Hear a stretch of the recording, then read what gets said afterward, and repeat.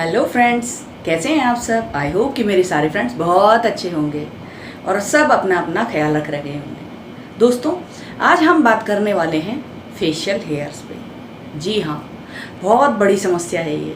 किसी के लिए है और किसी के लिए बिल्कुल भी नहीं है। लेकिन लेडीज़ों के लिए तो बहुत ज़्यादा है। जेंट्स लोगों तो फिर भी इसे अवॉइड कर देते हैं, लेकिन लेडीज़ तो अवॉइड नहीं कर सकती है। तो लेडीज़ों के लिए तो ये कॉमन समस्या है और बहुत बड़ी समस्या है, विकट समस्या है। ये बात बिल्कुल सच भी है दोस्तों। अगर यहाँ पे बाल ज़्यादा हो जाएं, यहाँ पे बाल ज़्यादा हो जाएं तो देखने में बड़ा गंदा सा लगता है। चाहे आप फिर जितना मेकअप कर लें, लेकिन सुंदरता आती ही नहीं है और खुद का भी कॉन्फिडेंस लूज पड़ने लग जाता है। दोस्तों, ये जो हेयर ग्रोथ होती है ना, इसके बहुत सारे कारण होते हैं। इसके देखो, कुछ तो एक तो होता है जेनेटिक। किसी किसी को आपने देखा होगा बचपन से ही उनके जो हेयर ग्रोथ होती है ना, वो बहुत ज़्यादा होती है और कुछ के होती ही नहीं है। एक कारण तो ये है जिसमें कोई कुछ नहीं कर सकता है, वो ऊपर वाला है ना, उसने भेजा है ये ऐसा बना करके। दूसरा जो कारण है वो होती है यंग एज, यानी कि जब टीनेज होती है कि उनकी हेयर ग्रोथ हो जाती है। किसी को पिंपल्स होने लग जाते हैं, किसी को झाइयाँ पड़ने लग जाती हैं। तीसरा बदलाव आता है तब जब लेडीज़ प्रेग्नेंट होती है, तो उसे भी ये प्रॉब्लम हो सकती है। कई लेडीज़ों को क्या होता है कि जब प्रेगनेंसी होती है तो उनकी हेयर ग्रोथ है ना, ये झड़ने लग जाते हैं, और ये हेयर है ना, ये हेयर ग्रोथ ज़्यादा होने लग जाती है। पता है मेनोपॉज, जब मेनोपॉज आने का टाइम हो जाता है और मेनोपॉज आने का समथिंग पास्ट में पीरियड होता है, तब जा कर के भी कई लोगों को ये फेस करना पड़ता है, लेडीज़ों को। और जेंट्स लोगों में तो सिर्फ दो ही होते हैं। एक या तो उनके स्टार्टिंग से ही हैं, जेनेटिक है, और दूसरा वो जब वो टीनेज में होते हैं। तो ये दो चीज़ें हैं। लेकिन अब हो गए जो तो हो गए, अब उनका क्या करें दोस्तों। वैसे तो बाज़ार में बहुत सारी चीज़ें हैं, ब्लीच है, लेज़र है, वैक्सिंग है, रेज़र, आजकल तो शेव भी कर लेती हैं लेडीज़ें, शेविंग है।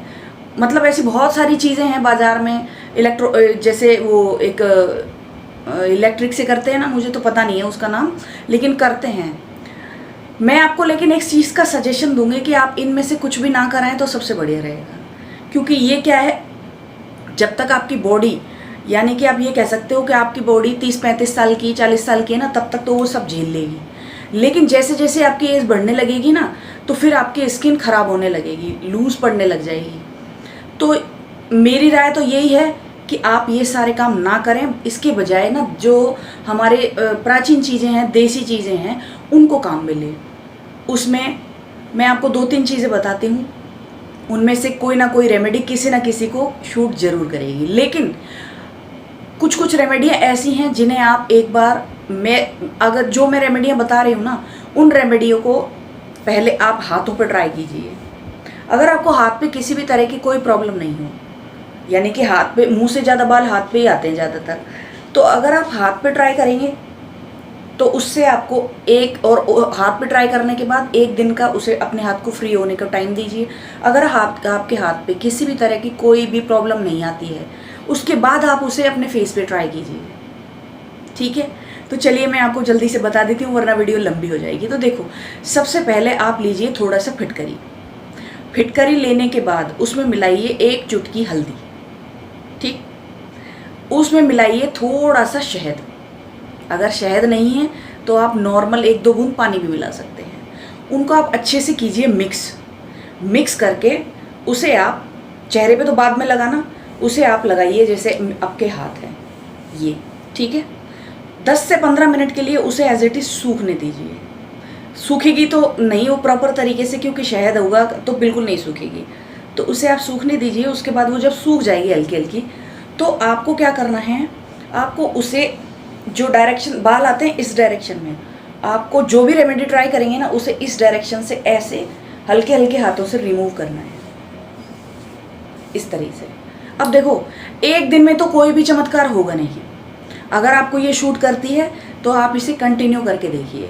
कंटिन्यू करने से क्या होगा, देखो, फिटकरी और ये जो चीज़ें, जितनी भी रेमेडियाँ बताऊंगी ना, वो क्या करेंगी, धीरे धीरे आपकी जो बालों की जड़ें हैं ना, जब आप उन्हें रोज़ाना, देखो, जब छोटा पौधा रहता है, छोटा पौधा तो क्या ही बोलूँगी, बड़े पौधे को बताती हूँ। अगर जो बड़ा पौधा होता है ना, उसकी रूट्स को खींचने में टाइम लगता है, यानी कि उसके लिए हमें गमले में से निकालने के लिए उसे पूरी मशक्क़त करनी पड़ती है ना। इसीलिए जिनकी एज ज़्यादा हो चुकी है, यानी कि वो 15 साल के ऊपर वाले जो जितने भी सारे हैं, उन सब की जो जड़ें हैं वे मजबूत हो चुकी हैं। तो मजबूत हो चुकी हैं तो पहले उनकी जड़ों को लूज़ कीजिए। जब उनकी जड़ें लूज़ हो जाएंगी तो धीरे धीरे करके ये 1 दिन, महीना, 15 दिन में, 2 महीने में आपकी जो सारे हेयर्स हैं ना वो सब ऑटोमेटिक ख़त्म हो जाएंगे। करके देखिए ट्राई। मेरी बात पे यकीन नहीं है तो 2-4 दिन ही करके देख लो, पता चल जाएगा, रिजल्ट अपने आप मिल जाएगा। एक तो हो गई ये रेमेडी। दूसरी रेमेडी है दोस्तों बेसन की। बेसन का पैक लगाना और बेसन का उपटन। आपने देखा होगा जब हमारे यहाँ पुराने ज़माने में, पुराने क्या अभी भी देख लो, गाँव में तो आज भी ये प्रथा चालू है और प्रचलित भी है कि जब शादी होने वाली होती है ना, उस शादी के महीना भर पहले से ही ना दुल्हन बेसन का यूज़ करने लग जाती है। बेसन का यूज़ वो अलग अलग तरीके से करती है। बेसन का यूज़ अलग अलग तरीके से करके वो पैक नहीं लगाती है, वो क्या करती है, उपटन लगाती है। उपटन लगाने से क्या हुआ, उपटन को तो घिसना पड़ता है। आजकल ऐसी जैसी क्रीम तो है नहीं कि लगाए और गोरे हो गए, ऐसी तो है ही नहीं। तो वो क्या करते हैं, बेसन को लगा करके ऐसे रिग्गे देते हैं। जब रिग्गे देते हैं तो अपने आप ही डेड स्किन भी निकलती है, स्किन भी गोरी होती है, सॉफ्ट भी होती है, और जो उनके एक्स्ट्रा बाल होते हैं ना वो भी रिमूव हो जाते हैं। एक्स्ट्रा क्या, जितने धीरे धीरे करके ये सारे बाल आपके धीरे धीरे करके चले जाएंगे। तो दूसरी जो रेमेडी है उसे आप बेसन, चुटकी भर हल्दी, थोड़ा सा ऑयल, सरसों का, नारियल का, बादाम का, तिल का, जो भी आपके पास है वो लें, और फिर पानी के साथ अच्छे से मिक्स करें। मिक्स करके और फिर उसे अपने हाथों पे बिल्कुल लेप की तरह से लगाएं, 2-3 मिनट के लिए सूखने दें, और उसके बाद उसको बिल्कुल धीरे धीरे हाथों से मलें। जब वो क्या है, वो भी जब उतारेंगे तो बत्ती जैसा बन जाएगा। जब बत्ती जैसा बनेगा तो बाल अपने आप, स्वाभाविक सी बात है, उसमें चिपकेंगे। अब उसके बाद तीसरी जो चीज़ है वो है हमारे घर का आटा। आटे को भी आप लगा सकते हैं। आटे को है ना, आप थोड़ा सा दूध लें आटे में, और उसको बिल्कुल थोड़ा लिक्विड करके अपने हाथों पे, या फिर थोड़ी सी मोटा ले लें और उसमें भी हल्का सा ऑयल मिला लें। उसे अपने हाथों पे मलें, और मल करके जो बालों के डायरेक्शन है ना उसके उल्टी डायरेक्शन में आपको उन्हें को रिमूव करना है। इस तरीके से जैसे बाल आते हैं हमारे यहाँ पे आते हैं, मान लो, तो यहाँ पे आएंगे ना तो बिल्कुल, अब ये जो स्किन है ये सबसे सॉफ्ट है हमारी, तो उनको आपको बिल्कुल ऐसे धीरे धीरे करके इस तरह से रिमूव करना है। बिल्कुल ये बिल्कुल इस तरीके से। तो आप देखेंगे कुछ ही दिनों में ना आपके बाल धीरे धीरे करके कम होने लग जाएंगे। इसके साथ आप एक चौथी चीज़ और बताती हूँ, मैदा। मैदा भी क्या होती है, चिपक जाती है। अगर आप स्किन पे मैदा को गीली करके लगाएंगे, या गीली करके अगर पानी से भी चिपका के देखें ना, तो मैदा भी बॉडी में चिपक जाती है। तो आप मैदा से भी ये काम कर सकते हैं। आप मैदा लेकर के, और मैदा को भी इस तरह से दूध में मिला करके, लगा करके, और उससे भी रिमूव कर सकते हैं। जो भी चीज़ आपके पास अवेलेबल हो इनमें से आप वो कोई भी करके देख लीजिए। आपने देखा होगा बचपन में क्या होता है, हमारे गाँव में तो अभी भी होता है, बचपन में जब बच्चा छोटा होता है ना तो उसके लोई की जाती है। लोई होती है आटे से। आटे में क्या करते हैं, आटा लेते हैं, उसमें थोड़ी सी हल्दी मिलाते हैं, बिल्कुल एक चुटकी, इतनी सी, क्योंकि पहले तो अम्बा हल्दी का किसी को इतना पता नहीं था, तो किचन हल्दी होती थी, तो वो इतनी सी हल्दी मिलाते हैं, थोड़ा सा आटा लगाते हैं, उसमें थोड़ा सा घी या तेल मिलाते हैं, और उसके बाद वो एक डो सा बना लेते हैं, जैसे रोटी का डो बनाते हैं, और उससे उस बच्चे की मालिश करते हैं। उससे क्या होता है कि उनके बाल है ना वो जो जड़ से निकल जाते हैं। मेरी मम्मी ने हम सारी बहनों के बहुत की है, तो देखो मेरे ये प्रॉब्लम बिल्कुल भी नहीं है, बिल्कुल भी, कहीं भी किसी भी तरह की। मैं इसीलिए आपको आज की रेमेडी खुद पे ही ट्राई करके नहीं दिखा रही हूँ, क्योंकि मेरे को ये प्रॉब्लम है ही नहीं, तो मैं आपको ये कैसे दिखाऊंगी कि ये देखो बाल झड़ रहे हैं या उतर रहे हैं। अगर कोई वैसी चीज़ होती तो मैं आपको दिखाती भी, इसीलिए मैंने आपको आज की ये रेमेडी करके नहीं दिखाई है, सिर्फ समझाइए और बताइए। तो दोस्तों ये 3-4 जो तरीके हैं ना, आप इन 3-4 तरीकों का में से कोई भी तरीका अपनाइए। देखो एक फिटकरी ज़रूर है जिसे आप पैच टेस्ट करके फिर लगाइएगा, और दूसरा जो है ना एक हल्दी, ये हो सकता है किसी किसी को शूट ना करे, जैसे कई लोगों की स्किन सेंसिटिव होती है तो उनकी स्किन में शूट ना करे, तो आप इसे एक बार ट्राई जरूर करके देखिए। खाली हल्दी लीजिए, पानी में मिलाइए। आपने देखा होगा हल्दी जो होती है ना एंटीसेप्टिक और एंटीबायोटिक भी होती है, और उसमें क्या होता है, जब हमारे कोई घाव हो जाता है तो हमारे घर वाले क्या करते थे, मेरे घर वाले तो पुराने में यही करते थे, हल्दी लेते थे, थोड़ा सा उसमें घी मिला देते थे, और है ना उस घाव पे लगा देते थे, और कुछ ही दिनों में ना वो घाव बिल्कुल ख़त्म हो जाता था। साफ़ सुथरा हो जाता था, भर जाता था और दाग धब्बे वगैरह सब कुछ भी नहीं होता था। तो दोस्तों ये पुरानी जो चीज़ें हैं ना सारी हमारी किचन वाली, ये सारी की सारी इम्पोर्टेंट है।